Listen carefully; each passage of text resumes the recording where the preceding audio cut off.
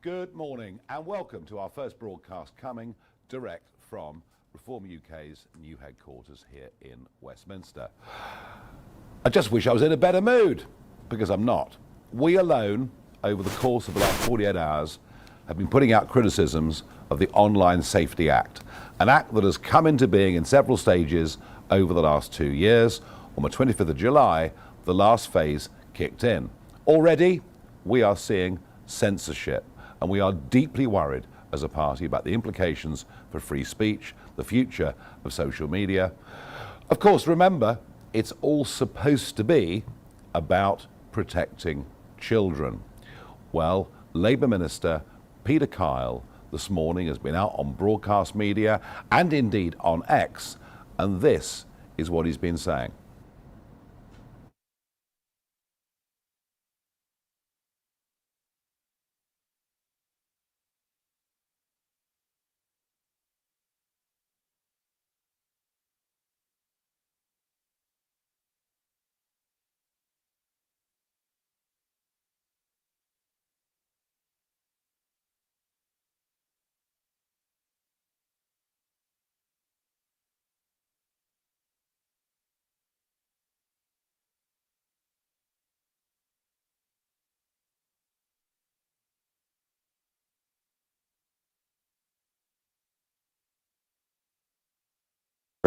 So make no mistake. This is a major leap. You're going to stick to the fact that you said that.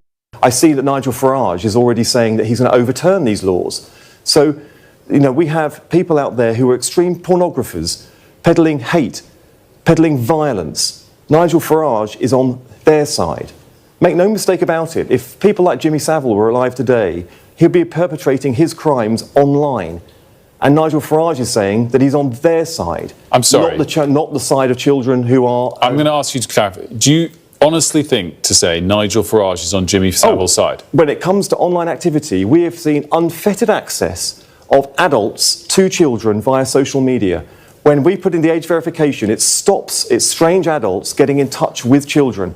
So make no mistake. This is a major leap. You're going to stick to the fact that you said that Nigel Farage is on Jimmy Savile's side. Nigel Farage is on the side of turning the clock back to the time when strange adults, strangers, can get in touch via messaging apps with children. We have now asked them to age verify the age in which people can have access to online content, so we can protect children from unwanted, dangerous content, and also those messaging services where people can get access directly to it. Nigel Farage wants to turn the clock right back when all of that, I have absolutely no doubt about it, people are perpetrating more crime online, more danger to children online, and Nigel Farage has said he wants to overturn every single one of the laws that keeps children safe in our country.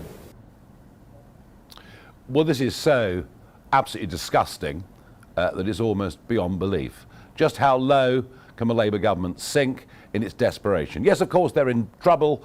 They're well behind us in the opinion polls. But frankly, to say that I would do anything that would in any way aid and abet people like Jimmy Savile is frankly it's so below the belt, it's almost not true. But all of this is, of course, deflection. Deflection because we were told from the very start, and by the way, it's not the Labour government that have passed this legislation, it was the previous Conservative government that have passed this legislation, which is why you've barely heard a squeak out of them. But if it's designed to protect children, then I sense it may very, very well have been drawn up by people who don't know what they're doing. I did ask Peter Kyle for an apology, but he's gone out on X and he's not going to back down in any way at all. So there we are. If you want to overturn the Online Safety Act, you're on the side of predators. It's as simple as that. Well, folks, let me tell you something. It is not as simple as that. In fact, far from it. In fact, my worry, our worry as a party, is that in fact what this will do is spend far more time regulating what adults can say. Oh, and by the way, isn't it ironic that 16 and 17-year-olds will now find it impossible to access all sorts of material on the internet, including current affairs and politics, and yet Labour want to give them the vote. Well, I'm joined in the studio by somebody who actually does understand the online world, does understand the tech world. I'm joined by our own Zia Youssef.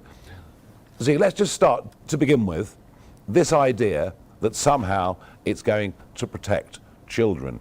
You mentioned to me yesterday the number of people moving to VPNs. I can show you a graphic now on the screen.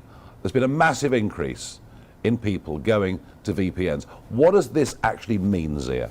So a VPN is a virtual private network. What it allows people to do, including kids, is to spoof, basically trick a website into making it look like that user is from a totally different location. So you can go on a VPN, happy as Larry, tap Holland, Denmark, USA, whatever it may be.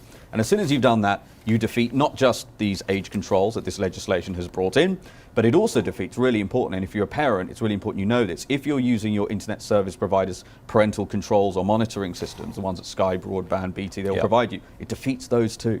And as you said, it is the tech-savvy 13, 14, 15, 16-year-olds who will run rings around these ministers who, frankly, dinosaurs, who don't get this stuff.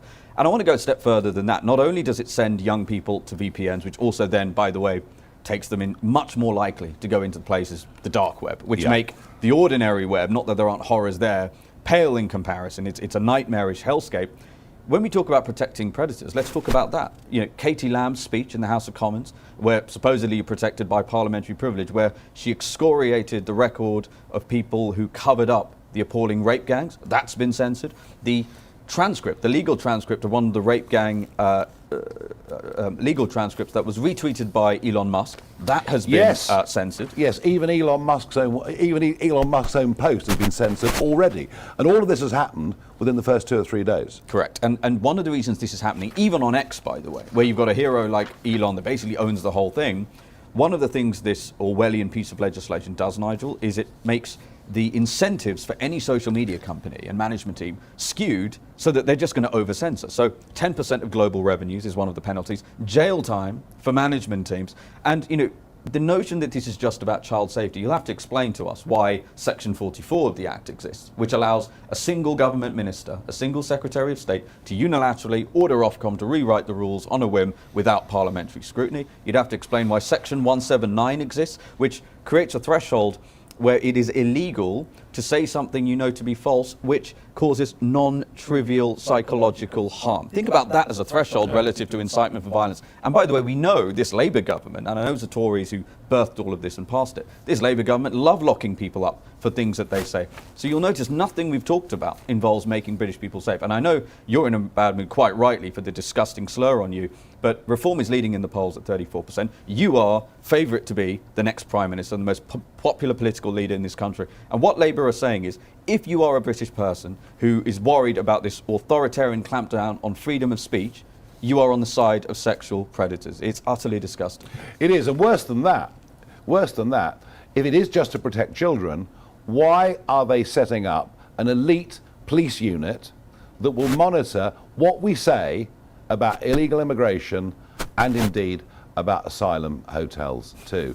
And I was very interesting that Jonathan Hall, KC, who is our terrorism czar, he said very, very clearly this morning on LBC, I think it was, I'm afraid the Online Safety Act is not going to be the solution. So, Peter Kyle, I ask you, is the government's own terrorism czar on the side of Jimmy Savile as well? Well, you know what? I've asked for an apology. We're not going to get one. I think perhaps the best thing we can do is to sign the petition to repeal the Online Safety Act. That's what I'm going to do today. I think it makes sense. I'm deeply worried about the implications for free speech. And what is absolutely clear to me is a problem that runs right through British government is that legislation passed by the Conservatives, supported by Labour, no doubt aided and abetted all the way through by civil servants, none of them have got a clue what they're doing. With people like Zia, we've actually got the real expertise. So, Mr. Kyle, can I have an apology, please?